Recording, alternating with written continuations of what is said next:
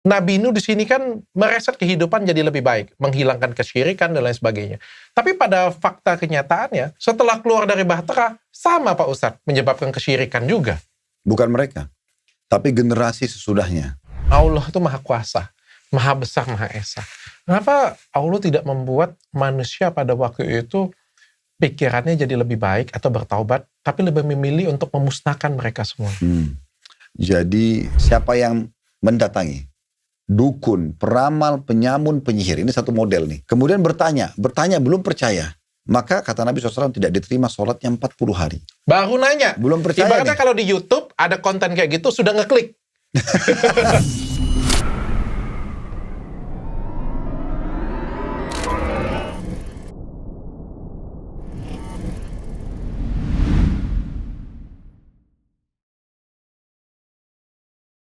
Assalamualaikum warahmatullahi wabarakatuh. Mari kita mulai dengan bismillah. Mudah-mudahan semua amal ibadah kalian dan puasa kalian semuanya lancar. Seperti biasa hari ini kita mau nemenin puasa kalian bersama dengan Ustadz Khalid Basalamah. Ustadz Khalid, wah aku banyak dapat pelajaran. Banyak yang bilang aku belajar dari Ustadz yang sudah. Tapi aku banyak dapat pelajaran satu hal, Ustadz. Aku senang banget dengan Ustadz. Ini baru episode ke-4 ya? 4 ya. Tapi aku merasakan bahwa aku diskusi dengan istriku. Ilmu-ilmu baru 3 episode. Tapi aku cerita dengan istriku kan banyak. Istriku kebetulan kan belum muslim. Tapi aku selalu menceritakan dengan istriku. Dan istriku memberikan komentar yang sangat bagus sekali Pak Ustadz. Dia bilang apa Pak Ustadz? Itu baru Ustadz yang sebenarnya dia bilang. Kenapa dia bilang? Penjelasan seorang Ustadz itu harus berdasarkan kitab suci. Bukan berdasarkan dengan logika manusia dan tidak perlu dilogikakan. Ya mudah-mudahan ini awal hidayahnya beliau insya Allah. Bisa aja Pak Ustadz ya. Ya harus ada titik pertama kan, titik startnya kan. Iya, saya cerita dengan beliau. Saya bilang, saya cerita tentang Nabi Adam gitu kan. Saya bilang kan, tentang penciptaan manusia pertama kali. Lalu beliau bilang, bahkan teori evolusi aja beliau tuh menolak loh, kayak gitu aku bilang kan. Itu adalah pemuka agama yang benar, dia bilang. Pemuka agama yang benar selalu menitik balikkan kepada kitab suci, dia bilang. Mudah-mudahan jadi hidayah untuk dia. Mudah-mudahan. Dan saya sudah kirim loh ke yang Dr. Richard, tapi Dr. belum buka pembantahan terhadap teori evolusi. Oh iya. Yang saya janjikan. Oke. Cuma masih cetak aja belum terbaca. Belum. Kelewat Pak Ustadz. Banyak banget yang viral Pak Ustadz. Sorry Pak Ustadz. Tapi kalau sampai saya pemateri pun tidak dibuka WA-nya tuh kalau. Siap. Habis ini saya langsung buka Pak Ustadz. Download hari ini seperti biasa dipersembahkan oleh pusatemas.id. Jadi bagi kalian semua yang pengen jual emas dengan rasa tanpa takut-takut nih, nggak ada surat emas atau emas kalian patah, robek lagi. Pokoknya rusak lah emas kalian silakan datang ke pusatemas.id. Di situ ada alat, jadi kalian bisa cek kadar emasnya. Jadi kalian bisa lihat kadar emas yang murni berapa dan bisa dijual dengan harga saat itu juga. Jadi semuanya transparan, terukur, jual emas dengan rasa aman. Kita mau lanjut hari ini Pak Ustadz. Kita mau dengar cerita tentang Nabi Nuh atau Noah. Kalau di Islam sendiri panggilnya apa Pak Ustadz? Jadi ada riwayat yang menyebutkan Nabi Nuh itu namanya Abdul Ghafur. Ya, artinya hamba Allah yang maha pengampun. Salah satu nama-nama yang mulia adalah dalam Islam, kalau nama itu dinisbatkan penghambaan kepada Allah. Dimulai daripada Abdullah, Abdurrahman, Abdul Ghafur, nah semua itu. Tetapi karena beliau ini adalah orang yang sangat rajin beribadah, maka keluarlah julukan Nuh. Nah, Nuh itu sebenarnya lebih kepada makna orang yang suka mendekatkan diri kepada Allah. Oh, berarti itu julukan ya sebenarnya? Julukan. Cuman karena itu sudah melekat, maka disebutkanlah sebagai nama beliau. Itu pendapat yang kami temukan dari para ulama. Oke. Dan Nabi Nuh alaihissalam ini, beliau lahir kurang lebih atau diutus oleh Allah 1000 tahun setelah wafatnya Nabi Adam. Jadi 10 abad. Oke. Ya, jadi prosesnya Nabi Adam alaihissalam hidup 1000 tahun. Di masa 1000 tahun itu, di umur 600, lahirlah anak beliau namanya Syith, anak terakhir beliau yang dinobatkan jadi nabi. Tapi memang dia tidak masuk dalam 25 nabi dan rasul karena namanya tidak disebutkan secara khusus dalam Al-Quran. Tapi dia adalah seorang nabi dari 104 kitab yang Allah turunkan, 50 kitab turun kepada Syith. Cuma memang dakwanya masih berkisar ke generasi keturunan Nabi Adam yang masih bertauhid kepada Allah. Masih mengesahkan Allah, belum ada kesyirikan, belum ada banyak pelanggaran-pelanggaran agama. Kemudian di umur itu juga, di umur 600 tahun dari Nabi Adam alaihissalam, lahirnya Nabi Idris. Nah, Idris adalah Nabi yang masih mendapat umur Nabi Adam sekitar 400 tahun. Nah, setelah Nabi, dan ini semua masih dalam tauhid, masih mengesahkan Allah. Oke. Setelah Nabi Idris meninggal, fase antara Nabi Idris sampai ke Nabi Nuh, di situ ada orang-orang saleh yang mereka itu sangat dekat dengan Allah. Di antaranya ada satu orang bernama Wud. Berarti dari Adam sampai Nabi yang tadi Wud tadi itu Dari Idris. mengesahkan Allah ya? Ya, mereka Bukan mengesahkan. pada zaman itu bukan, kan pada zaman itu belum ada, mohon maaf ya, belum ada Nabi Isa, belum ada Nabi Muhammad, belum ada kan, masih jauh sekali kan. Masih, bukannya pada waktu itu masih zaman berhala apa-apa enggak ya? Enggak ada, belum ada berhala. Sudah Allah ya? Justru mereka itu kan fase awal manusia. Jadi belum ada sama sekali kesyirikan. Nah, justru di sosok yang kita bahas Nabi Nuh ini awal mula muncul kesyirikan. Jadi ada satu dari salah satu keturunan Nabi Idris itu yang bernama Wud. Wud ini orang yang soleh banget. Dan dia memiliki 3 orang anak. 3 orang anak ini juga semuanya soleh-soleh. Nah, pada saat mereka meninggal, iblis, kata Nabi SAW, menjelma jadi manusia, kemudian mengatakan kepada masyarakat di sekitar situ, mau nggak kalian tidak melupakan Wud ini bersama dengan anak-anaknya yang 3 yang soleh-soleh? Kata mereka, bagaimana caranya? Saya akan bantu buatkan kalian patung mereka, tapi bukan untuk disembah, hanya untuk mengenang saja. Berarti setiap kali melihat orang patungnya, kalian akan mengingat dan hanya mengingat ibadahnya. Ya mirip kalau kita sekarang itu ada fotonya lah. Ini fotonya, setiap lihat, oh kita jadi ingat orang ini jasanya. Nah, seperti itu. Itu awal bisikannya. Akhirnya generasi itu mulai membuat patung. Dan patung ini awalnya wujudnya seperti wajah aslinya. Setelah generasi itu meninggal semuanya, satu generasi itu meninggal, biasanya kan fase satu generasi itu antara 100 sampai 150 tahun. Setelah mereka meninggal, maka datanglah generasi yang kedua. Lalu di generasi kedua ini datangi lagi oleh iblis, menjelma jadi manusia, mengatakan, dulu ayah-ayah kalian tidak meletakkan patung-patung ini sia-sia. Tapi mereka tahu ini orang-orang soleh, maka dijadikan perantara antara mereka sama Allah. Jadi kalau kalian mau doanya diijabah, diterima sama Allah, minta dulu sama patung Wud. Oh. Minta dulu sama patung anak-anaknya. Gitu. Itu pertama kali ya? Itu pertama kali.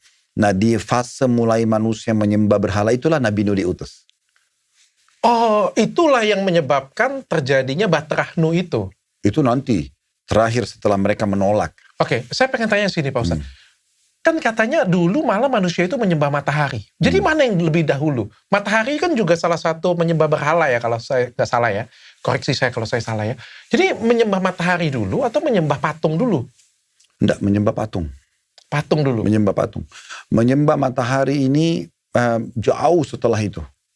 Nah, patung itu dimulai, kata Nabi SAW dalam sebuah hadis yang sahih, awal kesyirikan itu, mulai Allah disekutukan, itu adalah di zaman Nuh, dan itu mereka menyembah berhala. Dari orang-orang saleh yang mereka kultuskan. Sehingga akhirnya patung-patungnya disembah. Dan itu makin berkembang setelah generasi selanjutnya datang. Mereka mulai lagi mengubah patung itu. Mulailah patung itu tadinya wujud manusia, berubah menjadi kuda misalnya. Nanti ada yang burung elang, nanti ada yang indan itu. Tapi itu digambarkanlah orang-orang saleh. Nah, seperti itu. Nah, Nabi Nuh AS datang mendakwahi mereka, mengatakan itu tidak boleh karena itu kesyirikan. Kurang lebih 950 tahun. Karena memang di masa itu umur orang panjang gitu ya. Nabi Nuh AS dinobatkan oleh Allah jadi Nabi di umur 40 tahun. Kemudian beliau berdakwah sekitar 950 tahun, artinya umurnya 990 tahun. Baru kemudian kaumnya dibinasakan. Dan satu-satunya Nabi dari 25 Nabi dan Rasul dalam Al-Quran yang Allah sebutkan namanya dinamakan nama surah, dan satu surah itu lengkap semuanya cerita tentang dia dengan kaumnya. Itulah surah Nuh. Ya, kalau ada surah Nabi lain seperti surah Hud, surah Yusuf. Ada 2 surah yang menyebutkan, bukan satu-satunya. Jadi ada 2 surah yang menyebutkan lengkap cerita Nabi dalam satu surah itu. Surah Yusuf sama surah Nuh ini. Yang lain, nabi-nabi yang lain tuh disinggung sebagian saja ceritanya. Tapi kalau ini ceritanya lengkap. Nah, Nabi Nuh alaihissalam menjelaskan betul-betul mendakwahi mereka siang dan malam, mengajak mereka tidak mau. Yang beriman sebagian kecil saja. Dan dari mereka-mereka inilah akhirnya berkembang biak manusia. Di antaranya 3 anak Nabi Nuh yang masyhur, Sam, Ham, dan juga Yafith. Ya.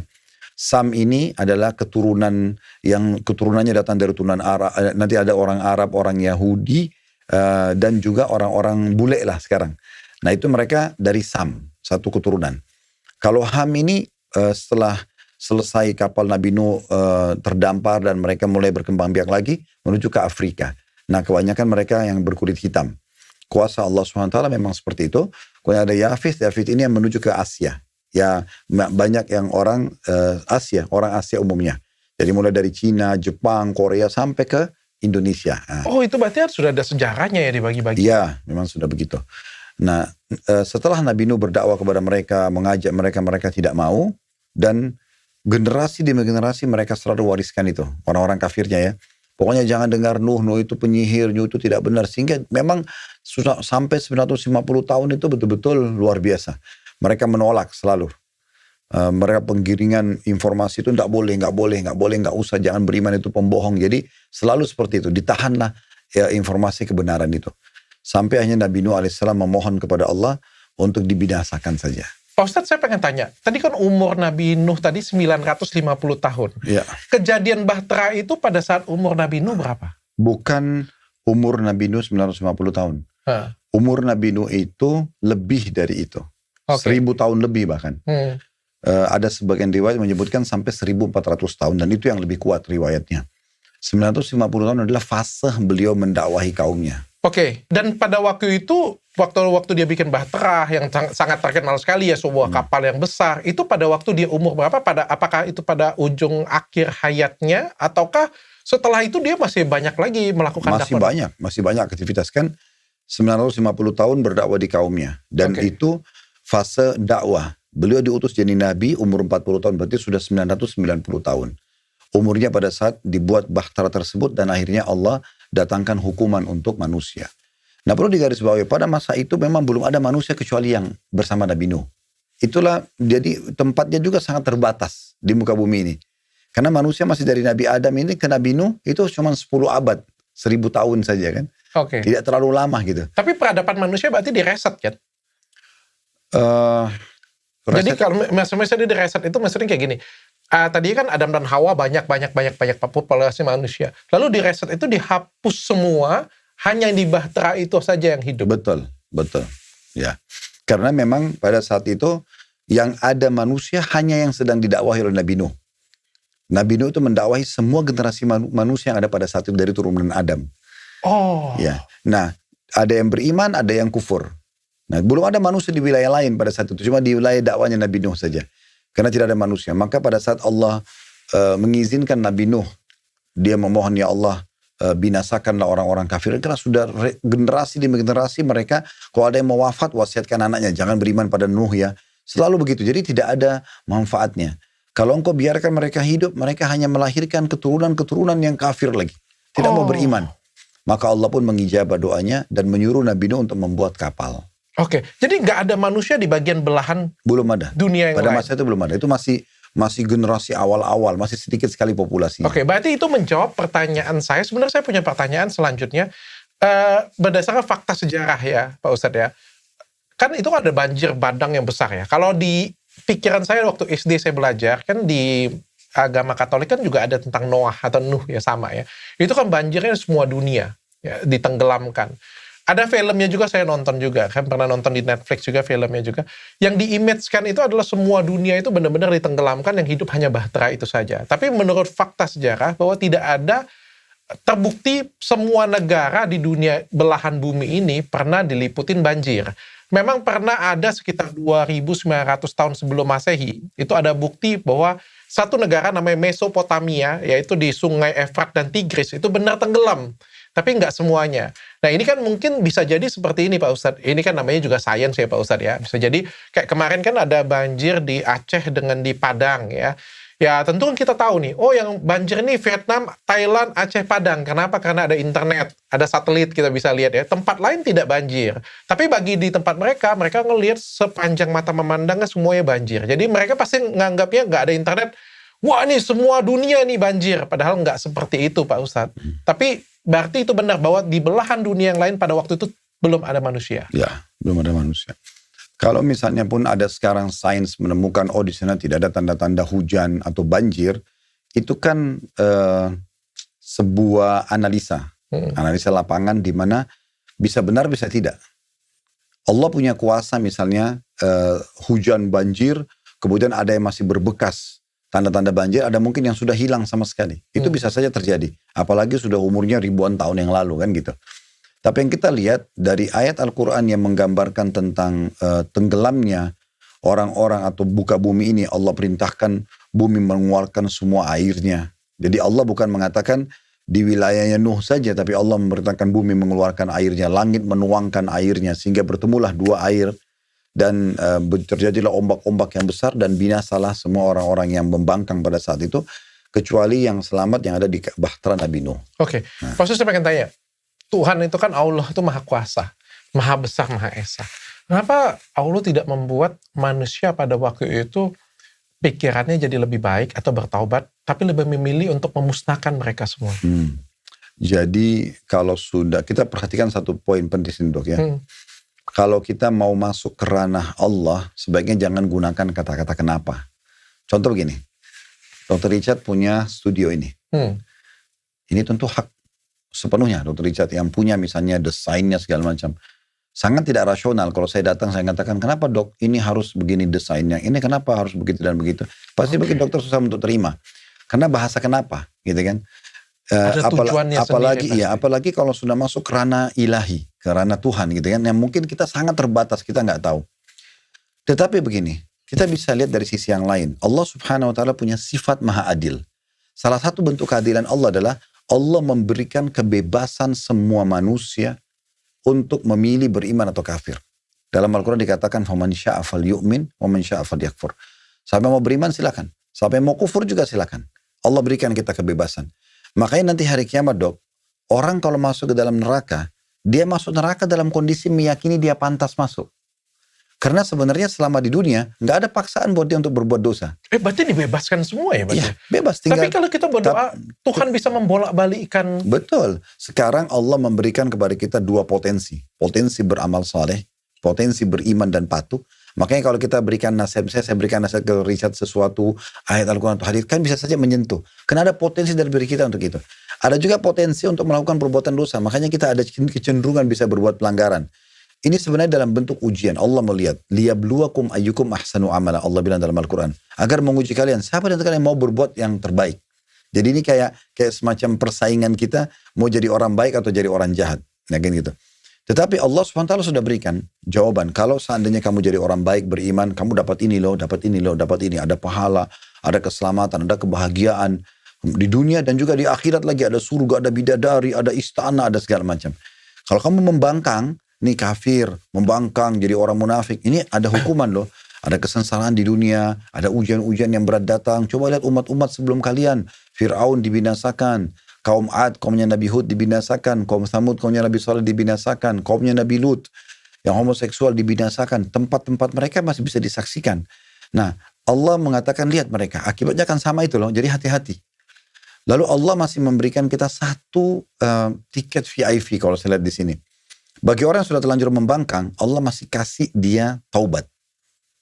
Kapan dia salah, dia mau ngakuin kesalahannya, dia masih bisa selamatkan dirinya. Kalau seandainya Allah tidak adil, Allah bisa saja, ya sudah kamu telah berbuat kesalahan, binasa deh sekalian. Tapi tidak. Semua, seperti contoh Fir'aun. Fir'aun itu lebih dari 10 tahun loh didakwahi oleh Nabi Musa. Bukan waktu yang sedikit. Nabi Nuh ini berdakwah di kaumnya 950 tahun. Tiap hari diingatkan. Cuma setelah mereka membangkang, gak mau terus, mereka ikutin potensi keburukan dirinya, ya udah. Akhirnya Allah binasakan gitu. Oh, tapi pilihannya ada di kita ya berarti. Betul. Ya? Saya pengen tanya kayak gini Pak Ustadz. Nuh ada, dia bikin bahtera, dia mereset kehidupan lah kita bilang ya. Tentu kehidupan yang kita inginkan adalah kehidupan yang jauh lebih baik. Saya nggak bahas yang lain deh. Kita itu pengetahuan umum dan kita bisa cari informasi juga di internet kan banyak ya. Tapi kan fungsinya Nabi Nuh di sini kan mereset kehidupan jadi lebih baik, menghilangkan kesyirikan dan lain sebagainya. Tapi pada fakta kenyataannya, setelah keluar dari Bahtera, sama Pak Ustadz, menyebabkan kesyirikan juga. Bukan mereka, tapi generasi sesudahnya. Jadi beberapa generasi yang datang sesudahnya, baru mereka terjerumus lagi. Kenapa sebabnya? Karena iblis tidak mau diam, setan tidak mau diam. Dia akan terus membisikkan kepada kita. Tinggal siapa yang mau ngikutin bisikan setan atau tidak. Bahkan sampai hari ini Pak Ustadz. Tentu saja. Berarti apapun yang dilakukan nggak ngefek dong sebenarnya Pak Ustadz. Bukan nggak ngefek. Kalau tidak berefek, tidak ada saya sama Dr. Richard yang mau coba bahas masalah ini. Iya, tidak akan penuh orang sholat di masjid. Tidak ada orang yang mau bangun masjid. Tidak ada orang yang mau berpuasa Ramadan. Tidak akan penuh orang tawaf dan sa'i di Masjidil Haram, gitu kan. Ada, tapi ada juga orang yang tetap memenuhi diskotik dan bar dan segala macam. Memang ada potensi itu. Tinggal orang-orang ini mau ngikutin hal yang positif. Sudah disampaikan nih. Kamu kalau sholat, kamu dapat 1, 2, 3, 4, 5. Dibersihkan dosanya, mendapatkan cahaya di hari kiamat. Memberatkan timbangan amal. Disebutkan segala macam keutamaan. Puasa, zakat, haji, umroh, bakti sama orang tua, jenguk orang sakit. Segala macam pasti semua ada janji positifnya. Dosa juga begitu. Berzina itu hukumannya ini loh ya. Orang riba itu, orang zina ini dan orang mencuri begini. Disebutkan semua ancamannya. Jadi orang siapa yang ingin silakan. Mau jadi baik boleh, mau jadi jahat silakan. Tidak ada, tapi nanti tanggung sendiri konsekuensinya. Allah mengatakan dalam Al-Quran, "Faman ya'mal mithqala dzarratin khairan yarah." Siapa yang buat seperti biji sawi dari kebaikan akan diperlihatkan dan akan diterima balasannya. Wa man ya'mal mithqala dzarratin syarran yarah. Siapa yang berbuat seperti biji sawi dari keburukan akan diperlihatkan dan akan dia terima konsekuensi hukumannya. Oke, saya paham sampai di sana Pak Ustadz. Tapi maksudnya kayak gini, ini kan sesuatu hal yang besar. Ya kalau misalnya kita berdakwah, menyambut, memberikan hukuman, menjarain orang, itu kan masih sesuatu kapasitasnya kecil ya. Kalau ini kan membinasakan hampir satu generasi ya kita binasakan ya. Tentu harapan kita juga besar Pak Ustadz. Kalau misalnya nih di Indonesia misalnya, kita mau musnahkan yang bodoh misalnya. Kita mau musnahkan yang jahat. Kita mau musnahkan yang punya perilakunya jelek misalnya ya, misalnya dihukum mati semuanya deh. Biar yang hidup itu yang IQ di atas 190 aja misalnya, 120. Yang pintar-pintar aja, yang ke masjid aja, yang ke gereja aja supaya bisa sejahtera. Tapi setelah selesai nih, setelah dibunuh, masih juga. Pertama gini dulu, yang hidup di masa Nabi Nuh itu jumlahnya sangat sedikit. Jadi kalaupun misalnya ada regenerasi dibinasakan yang membangkang dan kafirin dan sisa orang-orang yang beriman, itu bukan berarti kita bisa bayangkan, seperti satu dunia ini mayoritasnya dibinasakan semua. Karena mereka sangat jumlahnya sedikit sekali. Jadi bisa saja di masa Nabi Nuh itu bukan mustahil jumlahnya juga masih baru ratusan orang atau ribuan orang, belum banyak. Masih sangat sedikit. Itu yang pertama, jadi bukan yang sangat banyak. Yang kedua, orang-orang yang dibinasakan ini, bayangkan 950 tahun dinasehatin hampir tiap hari. Dalam surah Nuh disebutkan itu. Lailan wa nahara. Nabi Nuh mengatakan, saya sudah mendakwahi mereka ya Allah siang, malam, non-stop. Kata sebagian ulama tafsir, siang hari maksudnya Nabi Nuh mendakwahi dengan lisan beliau. Ayo sadar, ada Allah, ini peringatannya Allah, ini hukum Allah, ada surga dan neraka. Mereka nggak mau dengar. Di malam hari, Nabi Nuh masih mendoakan mereka supaya dapat hidayah. Tapi subhanallah memang mereka hatinya tidak mau. Ada orang begini dok, misal. Tadi kan dokter kasih contoh, kalau kita hilangkan orang bodoh semua atau yang gini-gini. Kan kita harus lihat dulu keadilannya di sini. Kaum-kaum ini setelah ditegakkan argumentasi pada mereka. Hujjah bahasa Arabnya. Kamu gak boleh gini loh, kamu gak boleh begini. Kalau ada orang bodoh misalnya. Orang bodoh ini udah dinasehatin, udah disekolahkan, udah segala macam gitu kan. Ternyata dia gak mau juga. Lalu pemerintah mengatakan begini aja. Kalau gitu kamu duduk manis di rumah kamu. Supaya jangan kamu ganggu orang. Karena dengan kebodohannya dia buat kriminal. Jadi preman, jadi segala macam. Kamu duduk. Dia tidak mau juga. Tetap dia mau ganggu orang lain. Tetap dia mau bunuh orang lain. Dia apakan kira-kira? Musnahkan. Selesai. Binasakan. Itu poinnya kan gitu. Akhirnya di penjara seumur hidup. Itu kan sama saja. Atau ada orang mungkin karena dia membunuh hanya ditembak mati. Misal contoh. Pengedar narkotika. Kenapa harus dihukum mati? Kenapa dibinasakan? Karena dia berbahaya sekali orang ini. Mungkin itu sudah yang kesekian kali ditahan. Nggak bisa lagi diampunin lah ya. Udah nggak bisa lagi. Nah, seperti itu kurang lebih gambarannya. Oke, Pak Ustadz. Pak Ustadz, kita mau pindah ke syirik nih. Tapi saya pengen tahu dulu definisi syirik ini apa nih? Syirik itu menyekutukan, mempartnerkan. Allah itu kan Maha Esa. Jadi Allah itu tidak suka dengan dipartnerkan. Dipartner, jadi sekutukan. Ada pembanding, ada yang setara. Setara. Jadi contoh misalnya, orang-orang Arab Mekah Quraisy di masa Nabi Muhammad SAW, kalau kita ambil yang lebih dekat dengan kita ya, Nabi Nuh kan jauh. Jadi orang-orang Mekah itu, mereka kalau ditanya, siapa yang menciptakan langit dan bumi? Seperti Abu Jahal, Abu Lahab, kalau pernah dengar nama-nama ini, itu orang-orang yang sesuku dengan Nabi, bahkan punya hubungan kekerabatan dengan Nabi. Allah bilang dalam Al-Quran, wa idza sa'altahum, hai Muhammad, kalau kau tanya mereka, man khalaqas samawati wal ard, siapa yang ciptakan langit dan bumi? La yaquluna Allah. Mereka akan bilang, ada Tuhan namanya Allah. Berarti orang-orang ini tahu ada Tuhan namanya Allah. Lalu apa yang terjadi? Apa masalahnya mereka? Berarti mereka bukan kafir kepada Allah. Mereka syirik, menyekutukan Allah. Lalu ditanya, kenapa kamu sembah berhala-berhala ini? Untuk apa kamu datangkan berhala di rumah kamu? Orang-orang Mekah dulu tuh buat patung, beli patung di pasar, atau dia buat, taruh di rumahnya. Dia anggap itu perantara antara dia sama Allah. Harus ada doa dulu di patung ini, baru sampai kepada Allah. Atau doa di patungnya. Ya. Atau doa untuk patungnya yang dianggap Tuhan. Ya. Saya nyampe kalau itu. Oke. Nah, itulah namanya kesyirikan. Mereka mempartnerkan Allah dengan itu. Padahal sebenarnya hak kausalitas Allah dalam berdoa. Ibadah intinya itu adalah hak Allah. Orang-orang Mekah dulu, mereka kalau ditanya, lalu kenapa kamu sembah berhala-berhala ini? Allah bilang dalam Al-Quran, ma na'buduhum illa liyuqarribuna ilallahi zulfa. Kami gak sembah berhala ini kecuali kami jadikan perantara antara kami sama Allah. Tadi tuh. Nah, itu yang membuat akhirnya lahir kesyirikan. Dan syirik ini ada dua dalam agama Islam, ada namanya syirik besar, ada syirik kecil. Syirik besar itu seperti contoh, kita betul-betul memang mempartnerkan Allah dengan makhluk. Orang-orang Mekah dulu itu mereka kalau menyembelih hewan, mereka bilang ini setengahnya untuk Allah, setengahnya buat patung kami. Betul-betul dibagi mereka. Kesyirikan, mempartnerkan Allah. Mereka kalau berdoa, mereka minta sama Allah, mereka juga minta sama patung-patung mereka. Bahkan mereka lebih yakin dengan patung mereka yang tidak bisa ngomong. Mereka yang pahat, mereka yang warnain, mereka yang letakkan di tempat yang mereka mau sembah gitu ya. Terus kalau rusak mereka perbaikin, lalu mereka panggil Tuhan. Nah ini nggak sebalance dengan dikatakan sekutunya Allah.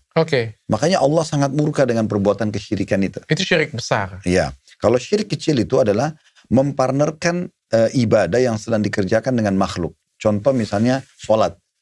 Kalau Dr. Richard lagi sholat, terus kemudian di sebelah misalnya ada presiden.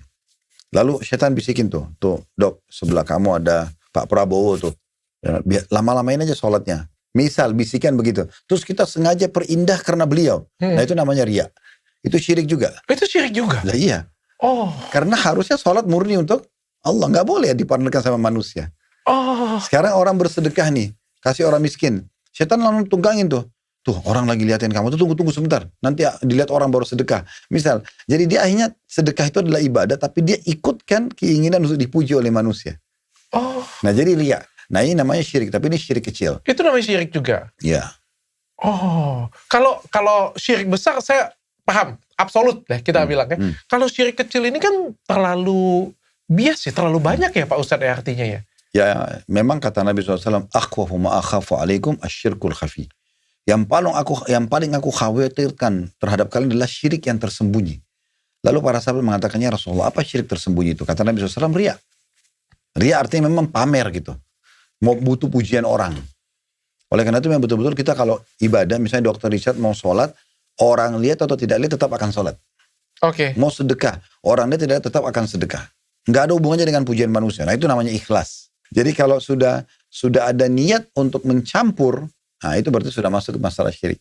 Nanti kita mau bahas lebih lanjut tentang kesombongan, flexing, apalagi ya, riya ya dengan nanti Nabi Hud. Wah, saya sudah pintar. Dikasih tau tim, Bang. Tapi saya bahas hari ini tentang Nabi Nuh, tentang kesyirikan. Termasuk berarti jimat, benda-benda keramat, dukun, itu juga syirik. Itu induk daripada kesyirikan. Itu sumber utamanya itu. Itu syirik besar atau kecil? Syirik besar. Itu syirik besar? Ya, kalau sudah pakai jimat, yakin itu bisa memberikan manfaat atau mudarat, itu sudah berbahaya sekali. Pak Ustadz, kalau kayak gini Pak Ustadz, misalnya, saya dapat jimat ya, saya percaya dengan Allah. Tapi kan manusia ini kan ketika diuji sesuatu, kadang-kadang beberapa orang imannya goyah. Ya, mulai ada yang bilang, wah lu pakai ini nih, pegang ini, kantongin aja kayak gitu punya ya. Atau ini bawa setiap hari ini bisa membawa kemujuran. Tapi saya tetap percaya dengan Allah kayak Berarti gitu. kepercayaan masih sedikit. Persentasenya masih bisa diselipin untuk syirik. Partnerkan dengan Allah. Kalau mau murni, begini. Kata Nabi SAW, mintalah kepada Allah Tuhan kalian walaupun sampai tali sendal kalian. Itu baru puncak keikhlasan. Jadi kalau kita minta sama Allah hanya kalau sakit, udah nggak bisa sembuh lagi, sudah 30 dokter baru nggak bisa sembuh, baru kemudian sholat malam, baru minta doa, ini keliru. Harusnya dia memang dari awal memohon kepada Allah SWT. Dan dia yakin dokter itu hanya perantara untuk menyembuhkan dia. Bukan itu sebagai inti daripada penyembuhan. Karena Allah yang menyembuhkan. Kalau Allah mau sembuhkan, maka kita pasti bisa ketemu dengan dokter yang cocok, konsultasi cocok, resep yang cocok. Nah, kalau sebaliknya Pak Ustadz, saya balik kayak gitu Pak Ustadz. Saya sakit-sakitan terus saya bilang saya nggak mau syirik. Saya yakin Allah akan menyembuhkan saya. Saya yakin Allah akan menunjukkan dokter terbaik untuk saya, untuk menyembuhkan saya. Tapi nggak cari. Bukan berarti kita kalau berobat sama dokter kita syirik. Beda. Bukan itu pemahamannya.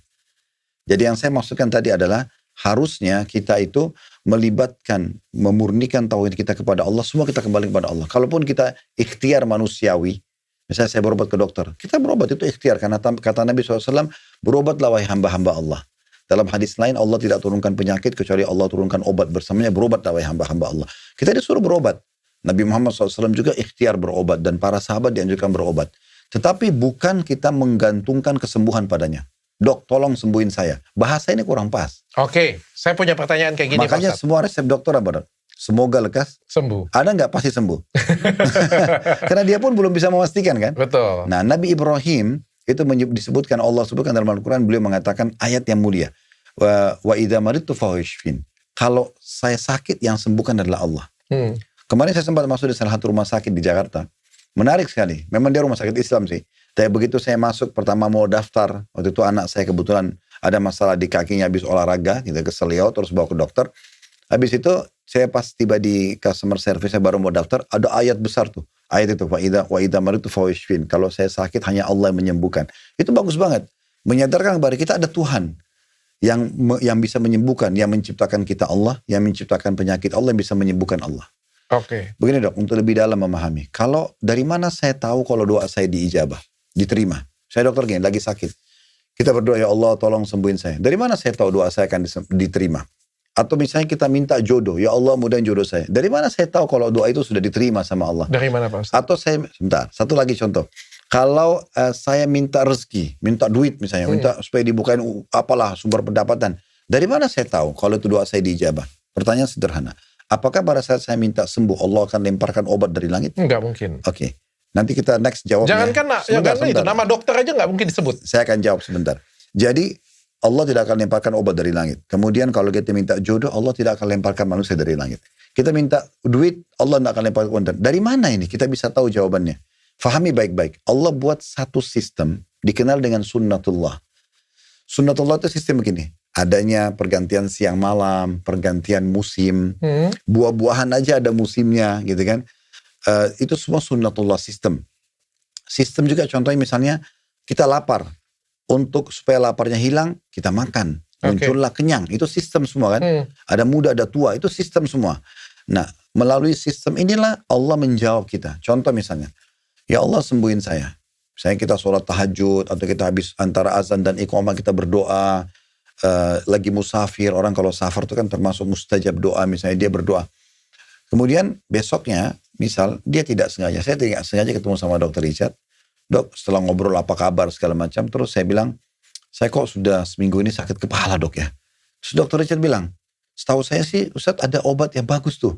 Atau dokter bilang, ada teman saya tuh spesialis itu, namanya dokter ini. Coba Ustadz kesana deh. Saya kesana, saya konsultasi cocok, resep dikasih cocok. Pertanyaan sederhana, apakah dokter yang sembuhin? Bukan. Jawaban dari doa kita, Allah yang mudahkan kesembuhan dari dokter itu. Jodoh misalnya, tiba-tiba ada yang suka dan menawarkan diri menikah. Atau ada yang menawarkan untuk menikah sama anaknya. Itu sinyal semua jawaban. Ya. Kemudian ada tiba-tiba kalau bisnis, ada yang tawarin untuk kerja sama, partner bisnis. Ada yang tawarin untuk bekerja, masuk ke perusahaannya misalnya. Semua itu sinyal-sinyal jawaban dari doa kita. Oke, saya punya pertanyaan yang bagus tentang penjelasan Pak Ustadz tadi, Pak Ustadz. Misalnya, ada orang pergi ke dokter ya, dokter A misalnya ya. Dia dokternya biasa saja, Pak Ustadz. Dia datang, pasien datang berobat ke dokter A tersebut, tapi biasa saja, ya. Dan tidak mendapatkan kesembuhan. Tapi dia berdoa kepada Allah, dia bilang, kesembuhan itu darimu. Padahal dia tahu, ada dokter Richard yang jauh lebih jago. Ada dokter Richard yang jauh lebih pintar. Kan orang kan datang kan cari kan, yang mana nih dokter yang paling jago nih? Dokter Richard katanya kan. Enggak. Aku mau apa aja dokter apa yang tersedia. Karena aku yakin Allah yang menyembuhkan aku. Nah, apakah seperti itu? Apakah menunjuk saya sebagai dokter terbaik tadi adalah bentuk kesyirikan? Jadi, bukan kesyirikan di situ. Kesyirikan itu begini, mempartnerkan Allah dengan makhluknya dari sisi ibadahnya. Tadi kan saya kasih contoh. Orang lagi sholat, dia perindah sholatnya karena ingin dipuji oleh orang. Dia sedekah karena ingin dipuji oleh orang gitu ya. Kalau seseorang memilih dokter, kemudian dia mengatakan kayak tadi contohnya, udah deh dokter A sebenarnya lebih pintar, spesialisnya memang itu, misalnya kena penyakit kulit, ini spesialis kulit. Udah saya dokter umum aja deh. Kita kan lebih sederhana. Udah dokter umum aja, yang penting nanti saya berdoa sama Allah supaya saya bisa sembuh. Apakah itu kesyirikan? Jawabannya bukan kesyirikan. Kan dia cuma sedang memilih yang spesialis atau yang umum kan gitu. Itu pilihan dia. Sebenarnya yang membuat ada dokter spesialis dan umum juga itu Allah. Dokter spesialis berarti dia lebih menekuni bidangnya kan gitu. Harusnya dia menyempurnakan doa dia kepada Allah dengan memilih dokter spesialis. Itu baru benar. Oke. Itu baru adil untuk dirinya Jadi sendiri. memilih yang terbaik itu bukan syirik ya? Sekarang kalau saya bilang gini, contoh yang lain guru. Guru A sangat ahli di bidangnya. Misalnya matematika. Saya kalau belajar sama dia saya bisa cum laude nih. Tapi ada guru B, sudah deh, guru mana aja, guru SD juga apa-apa, yang penting bisa ngajarin saya. Toh pengetahuan dari Allah. Nanti saya berdoa sama Allah. Itu kan tidak tepat. Gitu kan? Itu bodoh ya Pak Ustadz ya? Nah, iya, berarti kan yang paling tepat adalah saya akan belajar dengan spesialis matematika ini, lalu saya berdoa sama Allah. Oke, saya dapat poinnya di situ Pak Ustadz. Pak Ustadz, kalau misalnya tadi kan banyak orang di Indonesia yang masih pergi ke dukun, masih pergi ke apa ya, pakai jimat dan lain sebagainya. Bahkan ada percaya ramalan Pak Ustadz. Itu ada setiap tahun Pak Ustadz. Saya sebenarnya nggak mau undang Pak Ustadz. Saya pernah undang Pak Ustadz. Nanti tersinggung pula kan, dipotong lagi kan. Kalau diundang itu kira-kira tahun depan apa yang akan terjadi. Terus saya cerita. Tapi sebenarnya kalau ditanya saya nggak percaya sih Pak Ustadz. Tapi viewersnya banyak Pak Ustadz. Kayak gimana Pak Ustadz? Kalau kita, dan banyak yang percaya Pak Ustadz. Dan ketika itu terjadi, misalnya dia bilang akan ada banjir, misalnya ada kebakaran ya. Itu diambil Pak Ustadz. Diliput itu kata-kata dia. Seolah-olah itu benar. Dan banyak yang percaya. Lain kali saya sarankan jangan dong. Karena sulit sekali mempertemukan antara viewer yang banyak dengan edukasi yang salah ke masyarakat. Kan gitu. Ini ada pertanggungjawaban ilmiahnya juga nih. Kan ya? Betul nggak? Iya kan? Jadi edukasi yang kita sampaikan memang harus tepat juga. Dan insya Allah yang dalam Islam itu juga ada istilah begini. Kuantitas itu sangat dipengaruhi dengan oleh kualitas. Jadi maksudnya mungkin kita secara viewer ini banyak, tapi ini kualitasnya nggak baik ini. Kita tahu, tapi kuantitas banyak. Itu nggak ada pengaruhnya. Sama orang jual pakaian asal-asalan, udah yang penting saya omsetnya. Tapi orang pakai sekali dua kali rusak. Lain kali orang nggak mau beli lagi. Lebih bagus jual yang berkualitas sekalian dan insya Allah orang akan kembali. Contohnya. Oke. Tapi banyak yang percaya, orang Muslim juga banyak yang percaya Pak. Hukumannya apa Pak Ustadz? Semua orang akan percaya kalau emang dia masih jahil dalam agama. Ya kan gitu. Oke, kita satu-satu dulu bedah. Masalah ramalan. Ramalan itu memang betul-betul tidak dibolehkan dalam agama. Kenapa? Karena meramal itu menerka.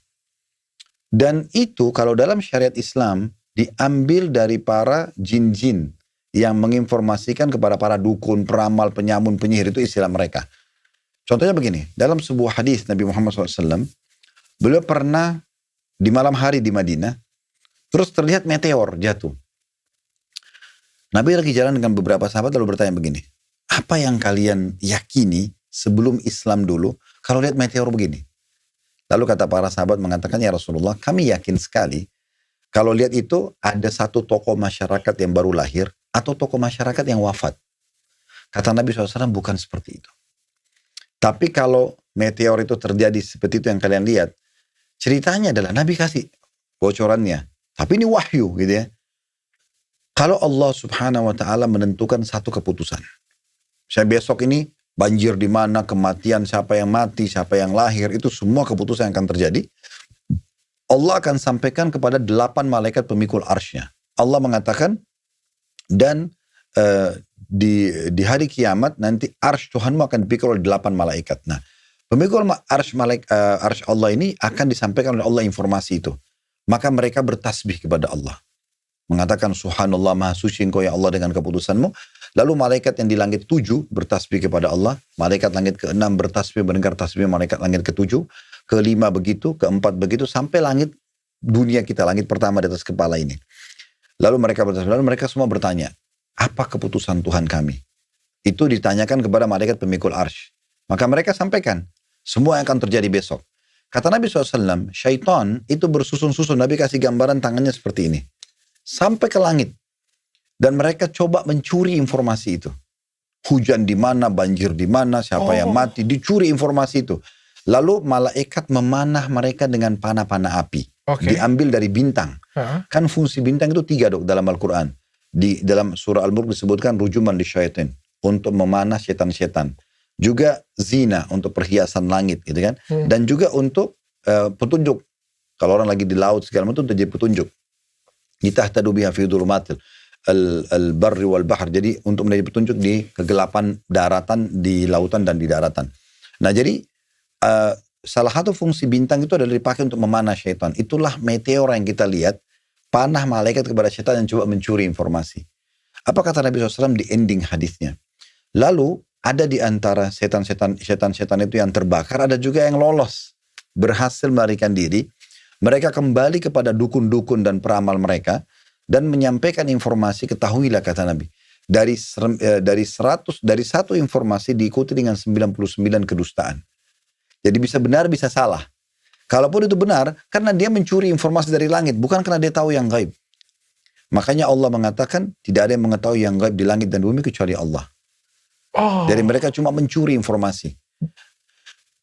Terlalu banyak di Saudi itu gini dok, ada satu kelompok, kalau kita sebetulnya seperti kementerian, amar ma'ruf nahi mungkar, menegakkan kebenaran dan melarang dari kemungkaran, ya, disingkat dengan istilah hizbah dalam agama Islam.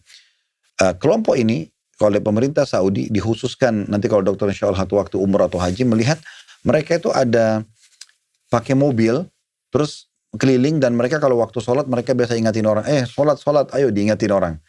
Toko-toko disuruh tutup. Nah biasanya di Saudi dulu begitu. Saya tidak tahu kalau nanti ada perubahan peraturan ya, tapi selama saya kuliah di sana saya tahu itu terjadi. Sehingga kalau azan toko tetap tutup, kemudian orang-orang yang tidak sholat diingatkan gitu ya. Di pasar-pasar tuh mereka jalan, kalau ada orang yang gelagat-gelagatnya gangguin orang, preman-preman tuh pada ditangkapin gitu. Salah satunya adalah mereka menangkapin para dukun. Tugasnya tuh nangkap dukun. Dan dukun-dukunnya kalau ditangkap, mereka bawa, kalau sekarang sudah canggih pakai kamera, lalu dilihat prakteknya, dipasang kamera, lalu dilihat praktek bagaimana dia praktek, lalu ditangkap basah. Kemudian setelah itu mereka akan disuruh cerita bagaimana prosesi mereka minta tolong sama jin-jin itu. Jadi saya lihat sendiri cuplikannya itu cukup banyak. Cuplikan ada di YouTube. Bagaimana dukun-dukun itu jangan dipikir mereka begitu minta sama jinnya langsung dikasih. Jin tidak punya kemampuan juga. Mereka banyak sekali berbohong. Berapa kali permintaan itu selalu gagal. Walaupun mereka sudah berikan pengorbanan darah ayam lah, apalah tumbal. Itu belum tentu dikasih. Karena memang jinnya tidak punya apa-apa. Nanti satu waktu misalnya kebetulan berpapasan dengan informasi yang sudah dari langit baru disampaikan. Nah baru disampaikan. Sampai ada satu dukun itu ditanya, bagaimana cara kamu minta tolong? Dia bilang saya pakai baju merah. Saya lihat sendiri prakteknya itu. Dia pakai baju merah dari kepala sampai kaki. Kemudian dia pegang pecut kuda. Dia bilang saya pecut badan saya sambil panggil-panggil nama-nama syaitan itu. Kalau badan saya sudah berdarah-darah, baru kadang-kadang saya dengar suara. Baru bisa saya minta permohonan. Ditanya, apa semua permohonan kau akan diterima? Dia bilang tidak. Kebanyakan tidak diterima. Saya tidak dapat jawabannya. Dan nanti akhirnya kayak ada bisikan lagi, sepertinya kamu kurang tumbal. Sebenarnya kamu dikerjain sama syaitan itu. Nah poin lain teman-teman sekarang, kita harus pahami poin begini. Kalau kita pertemukan antara manusia sama jin, manusia itu lebih tinggi dari jin, kedudukannya. Kalau sebagai bukti, 124.000 nabi, diantaranya 315 rasul, dan yang kita tahu namanya dalam Al-Quran 25 nabi dan rasul, semuanya dari manusia. Nggak ada jin, nggak ada satupun jin. Dan ini mendakwahi manusia dan jin. Nabi Muhammad SAW diutus untuk manusia dan jin. Jadi jin itu tidak dipilih oleh Allah Subhanahu Wa Taala menjadi, walaupun mereka ada yang beriman, tapi mereka tidak dipilih menjadi rasul. Menandakan manusia itu lebih mulia. Oke. Manusia lebih mulia. Nah sekarang kalau saya ibaratkan begini, kalau manusia minta tolong sama jin, seperti orang yang sudah kuliah minta tolong sama anak SD, connect gak? Misalnya dia mau nanya materi Harusnya kuliahnya, nggak oke. nah materi kuliahnya minta tolong sama jin, sama anak SD, gak nyambung. Oke. Sekarang begini, Allah mudahkan. Alam kita manusia sederhana. Saya kalau mau buat istri saya suka dengan saya, tata cara manusia sederhana. Tatapan mata yang syahdu, ucapan santun, jaman tangan yang ramah, saya royal dengan dia. Royalitas membutuhkan loyalitas. Oke. Kita kalau suka memberi perhatian, pasti muncul loyalitas kan gitu. Itu cara manusiawi. Saya bantu dia kalau dia lagi ada masalah, saya hibur kalau dia lagi sedih. Dia cinta gak sama saya? Selesai. Pasti. Untuk apa lintas alam? Bawa foto ke dukun, lalu disihir. Ini kan lintas alam. Akhirnya jin, syaitan masuk ke dalam kehidupan mereka. Ini kayak rasa suka yang dipaksa. Gitu kan. Akhirnya mimpi buruk, akhirnya sering emosional berantem. Itu banyak terjadi.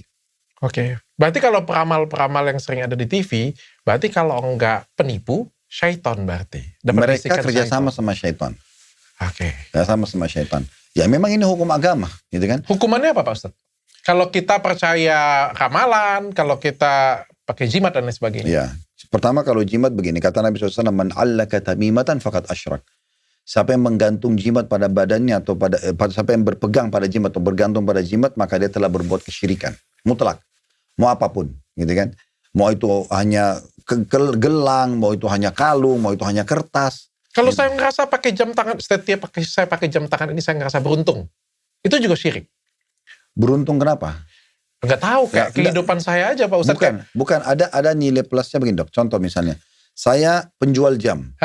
Saya kalau pakai jam saya jadikan sebagai promosi buat saya. Saya bisa untung dari sini. Hanya sebatas itu gak ada masalah. Itu promosi. Iya, tapi kalau saya kalau pakai jam ini saya akan beruntung. Hari ini transaksi akan terjadi. Ini syirik.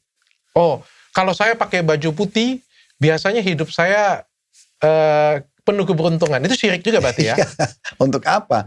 Kalau mau baju putih, baju merah, baju kuning kan yang penting dia orangnya baik, profesional, dapat dong keuntungan. Bukan ada hubungannya sama kain gitu. Ya nggak ada hubungan dengan kain.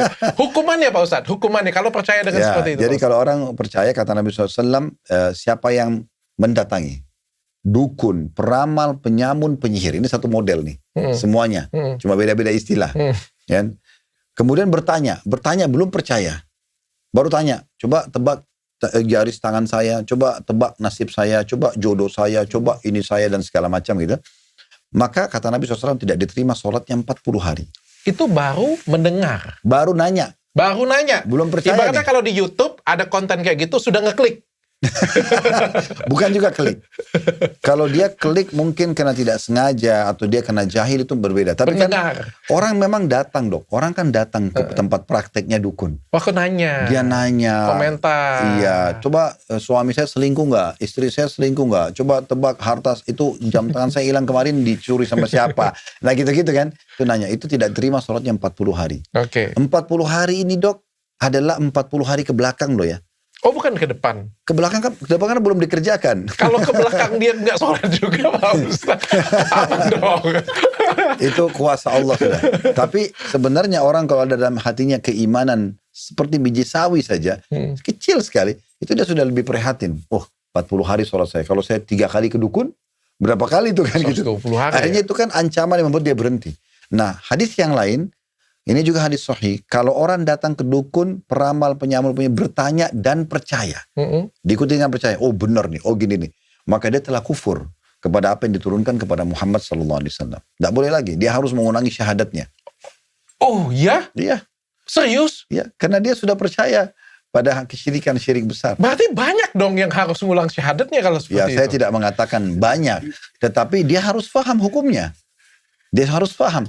Sekarang kalau hidupnya dia tidak percaya sama Allah. Dia cuma percaya sama dukun. Ada orang begitu.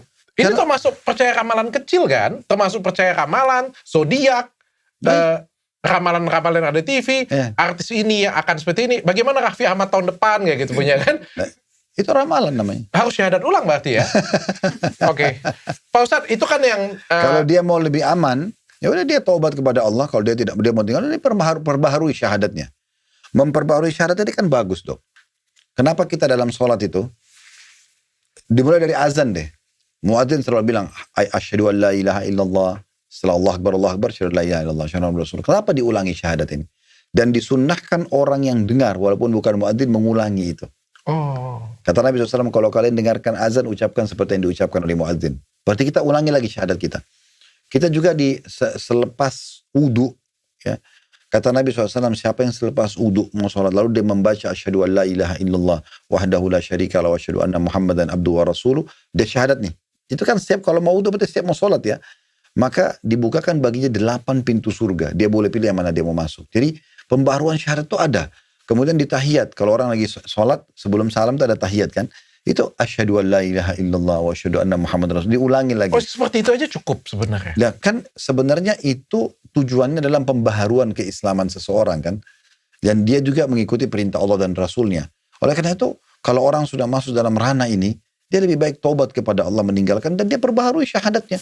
Gitu kan? Termasuk yang nonton, misalnya nonton ya, saya pernah percaya dengan ramalan si ini misalnya, atau saya pernah, terus yang nonton nih tertegun nih, terus dalam hatinya langsung ngomong asyhadu Allah, itu sudah cukup. Dia niatnya apa nih? Dia niatnya... Ya dia ngerasa kan bahwa dia pernah percaya seperti itu dan dia mau syahadat ulang. Makanya yang paling aman begini dok. Saya punya satu prinsip dasar begini.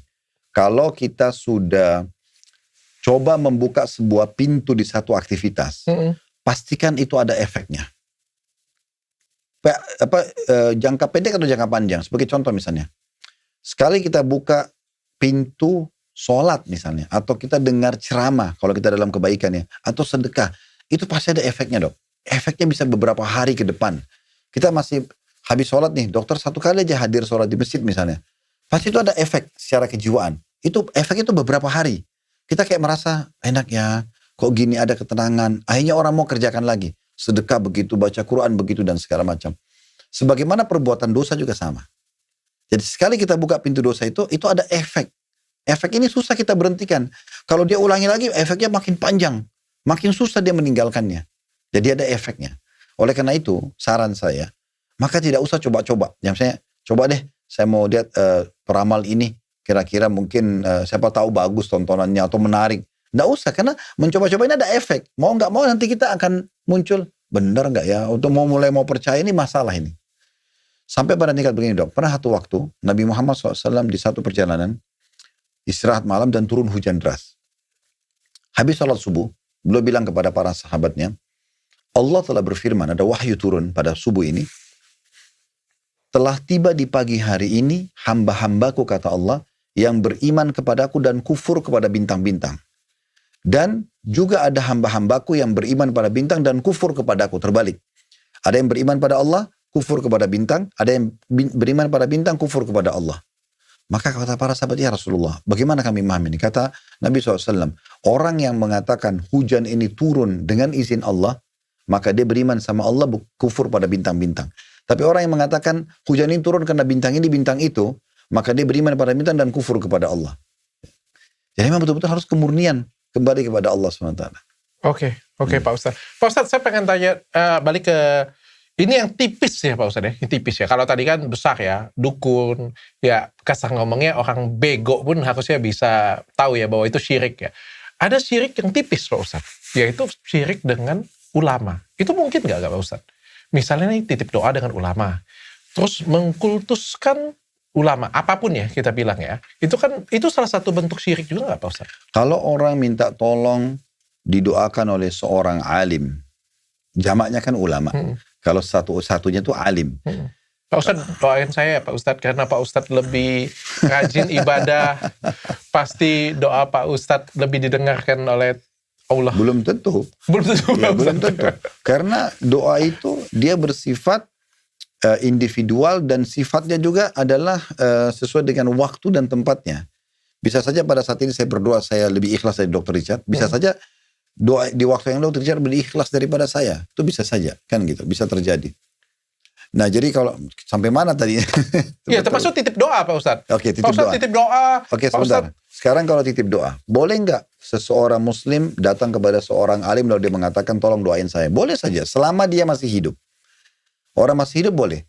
Para sahabat Nabi Ridwanullah alaihim datang kepada Nabi Muhammad SAW dan berkata, ya Rasulullah doakan kami, ya Rasulullah doakan kami. Yang tidak boleh kalau orang alim itu sudah mati. Tapi kan saya berharap Pak Ustadz. Dalam hati saya ada harapan. Berharap dia doakan kepada Allah. Berharap doa saya yang saya titipkan dengan Ustadz Khalid itu lebih didengar oleh Allah dibandingkan Ya, dengan saya masih hidup gak? Masih. Oke. Yang syirik tadi kan tuh patung. Oh. Benda mati. Dia bisa bilang apa benda mati itu? Oke. Kalau kita ngomong sama patung, tolong ya bantu saya. Bantu apa patung ini ngomong gak bisa. Malah kita bisa hancurin dia gitu kan. Okay. Tapi kalau manusia, apalagi dia memang orang dekat sama Allah, dan ada contoh dari Nabi Muhammad SAW, kenapa tidak? Kalau masih hidup, boleh saja. Misalnya orang tua kita mengatakan, tolong ayah ibu doain saya. Itu normal-normal saja. Kita datang kepada guru kita, tolong doain saya. Itu juga boleh. Teman-teman kita yang kita anggap soleh, komunitas kita, tolong doain ya. Saya lagi mau ujian nih. Itu umum saja. Selama mereka masih. Kalau mereka sudah meninggal, nah itu nggak boleh. Seperti umum begini, banyak orang dalam sholat mereka bilang, iyyaka na'budu wa iyyaka nasta'in. Hanya kepadamu kami menyembah, hanya kepadamu kami minta tolong. Tapi begitu habis salam, pergi kuburan sebelah masjidnya minta tolong pada kuburan tersebut. Nah, komitmen Anda tadi mengatakan, iyyaka na'budu, hanya kepadamu kami menyembah, mana? Kenapa nggak minta sama Allah aja? Kenapa harus minta pada benda mati? Walaupun itu di dalamnya adalah orang soleh. Nabi Muhammad SAW adalah orang yang paling bertakwa kepada Allah. Karena beliau mengatakan sendiri, aku adalah orang yang paling bertakwa kepada Allah. Waktu Nabi SAW meninggal, karena semua nabi-nabi itu dikubur di mana mereka meninggal. Karena beliau meninggal di kamar istrinya Aisyah radhiyallahu anha, maka dikubur di situ. Nah, Aisyah ini istri Nabi itu masih hidup 30 tahun lebih setelah Nabi Muhammad SAW meninggal. Jadi kalau kita lihat miniatur di Madinah, kota Madinah itu ada satu ilmuwan di sana, seorang alim. Beliau buat kayak semacam karya ilmiah, kayak museum kecil, tapi dia buat miniatur-miniatur rumahnya Nabi dulu, gimana kamarnya. Jadi ini ranjang Aisyah, ini kuburan Nabi Muhammad SAW. 30 tahun lebih dok. Belum pernah Aisyah datang ke kuburan Nabi mengatakan, ya Rasulullah tolong sembuhin saya, ya Rasulullah saya ambil tanah kuburan Anda supaya berkah, atau taruh air supaya berkah. Belum pernah ada riwayat masalah itu. Aisyah biasa-biasa saja. Itu kuburan, kalau ucapin salam ya. Sahabat Nabi juga datang ucapin salam ya. Belum pernah mereka lakukan seperti yang banyak orang lakukan sekarang. Ini kesyirikan. Mereka minta pada kuburan tersebut, diambil tanahnya, diperjualbelikan tanahnya. Jadi banyak hal-hal yang menyimpang sekali dari yang diajarkan Nabi SAW. Itu bahaya sekali. Ya. Makanya kita harus meletakkan kuburan pada tempatnya. Nabi SAW contohkan, beliau ziarah kubur iya. Beliau mengucapkan doa dan salam kepada mereka iya. Tapi tidak boleh berlebihan. Tidak sampai ambil tanah, tidak sampai meminta tolong pada mereka. Bagaimana bisa memberikan manfaat? Mungkin dipikirnya sudah duluan Pak Ustaz, jadi bisa lebih dekat. Enggak, dia masih hidup. Orang yang mati terputus amalnya. Orang yang hidup masih bersambung amalnya. Dia harus dia yang doakan orang yang mati, itu benar. Oke. Bagaimana kalau misalnya ada beberapa di tradisi di Jawa Pak Ustaz, banyak, bahkan ada yang melakukannya itu beberapa orang yang paham agama juga. Seperti minta didoakan air minum kayak gitu punya, ada dikasih dipegang seperti itu punya, didoakan. Bahkan ada yang ditiup seperti itu Pak Ustaz. Itu bentuk syirik juga Pak Ustaz. Jadi gini, ada namanya ruqyah syariah dok. Ruqyah itu pengobatan secara syar'i dengan menggunakan ayat Al-Quran dan hadis doa-doa dari Nabi SAW. Namanya ruqyah. Contoh orang kalau kena sihir dok, kesurupan, kena sihir, karena sihir itu banyak luas sekali ya. Kayak ada orang santet, ada orang yang karena mau membunuh orang, mau menyakiti orang, mau membuat orang lain suka, mau membuat lariskan dagangan, atau membuat dia lebih cantik atau gagah dan segala macam lah, pakai susuk misalnya. Nah, itu kan banyak sekali bagian daripada sihir itu ya. Nah, salah satu caranya untuk mengobati orang-orang seperti ini ruqyah syariah. Ruqyah itu kita membacakan ayat-ayat pilihan yang diajarkan Nabi Muhammad SAW dan doa-doa, lalu kita tiupkan ke badan si pasien. Bisa juga kita tiupkan badan kita sendiri. Sebagai contoh Nabi Muhammad SAW bilang, siapa yang merasa sakit, peganglah tempat sakitnya lalu bacalah Bismillah 3 kali. Kemudian a'udzu bi'izzatillahi wa qudrati min syarri ma ajidu wa uhadiru. Artinya dengan menyebut nama Allah 3 kali, aku berlindung kepada Allah dari apa yang aku hati-hati, apa yang aku rasakan dan apa aku khawatirkan. Dibaca 7 kali. Itu Nabi SAW perintahkan. Jadi kita bisa pegang tubuh kita, bisa pegang orang lain. Itu namanya ruqyah syariah. Nah, media-media yang bisa digunakan, bisa menggunakan air. Kita misalnya pakai air zam-zam atau pakai air biasa, kita tiup air tersebut lalu kita minum.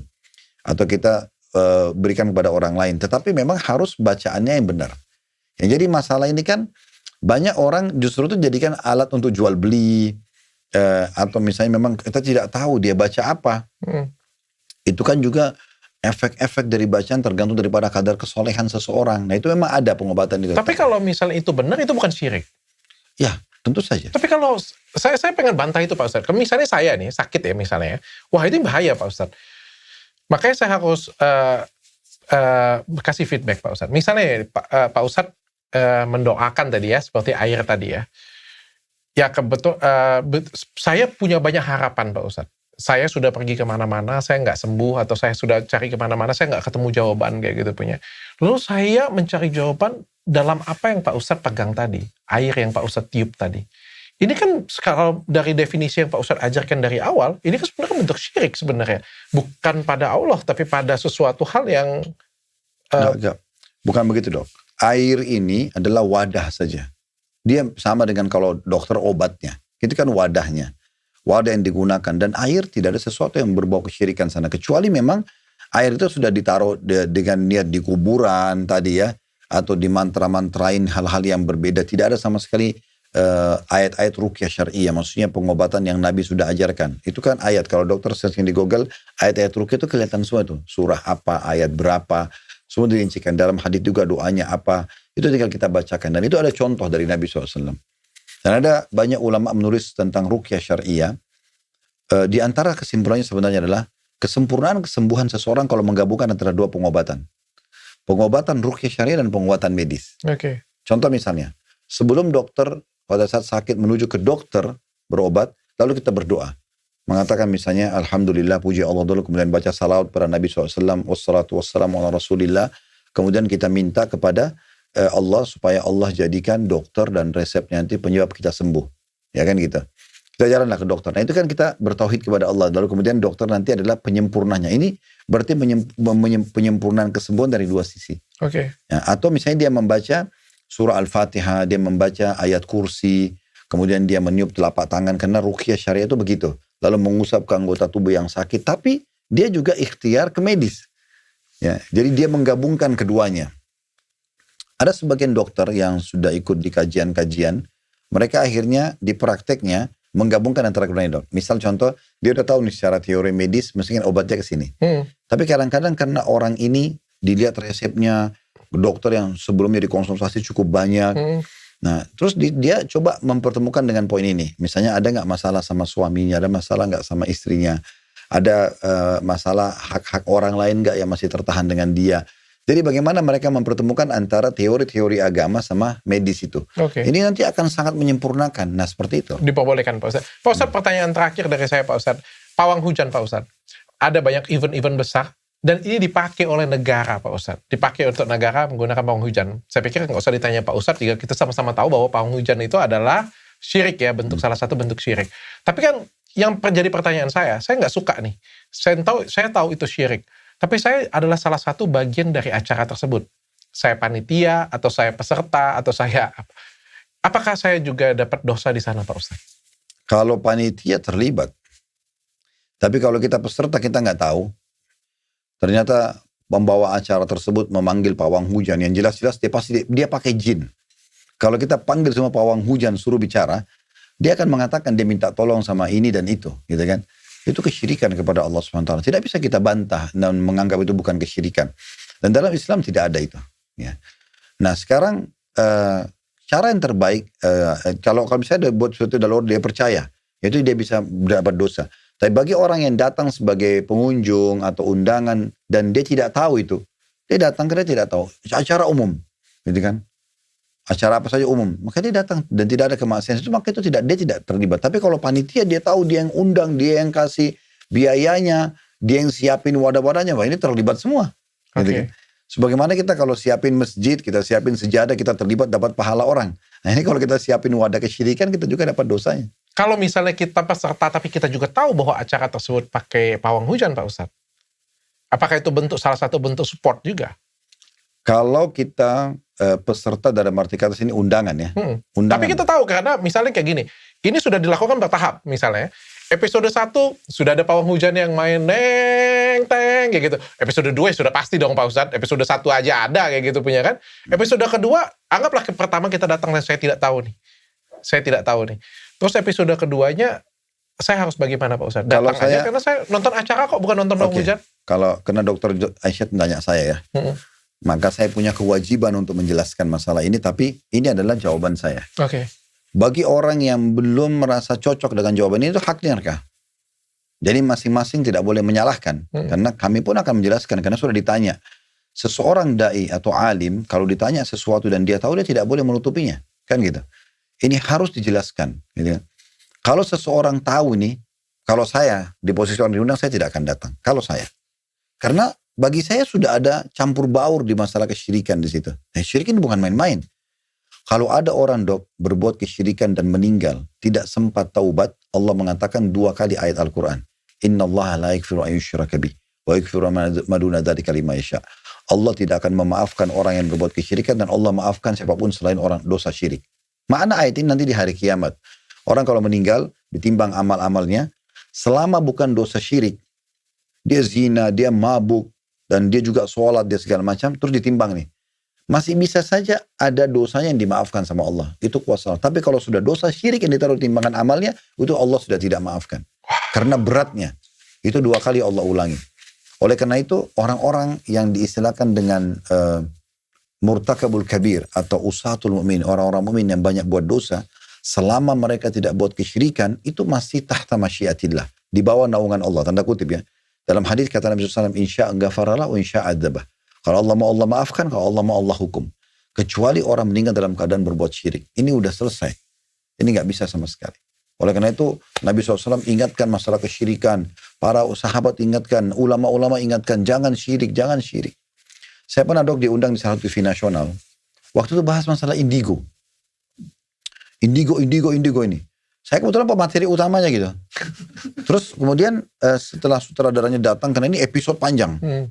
Ustadz, kita mau bahas gini-gini. Ini kelebihan nih anak-anak kecil, mereka bisa tahu masa depan segala macam. Terus saya bilang, Pak, ini dari syaitan. Ini gangguan syaitan, bukan prestasi. Enggak Ustadz, mereka itu punya kelebihan begini-begini. Tidak. Akhirnya setelah berdebat sama saya bilang, begini aja. Mana anak-anak itu? Anak-anak yang Anda jadikan sebagai rujukan. Si fulan ada 6-7 orang. Coba tanyakan kepada mereka, dari mana mereka dapatkan informasi yang dianggap gaib itu?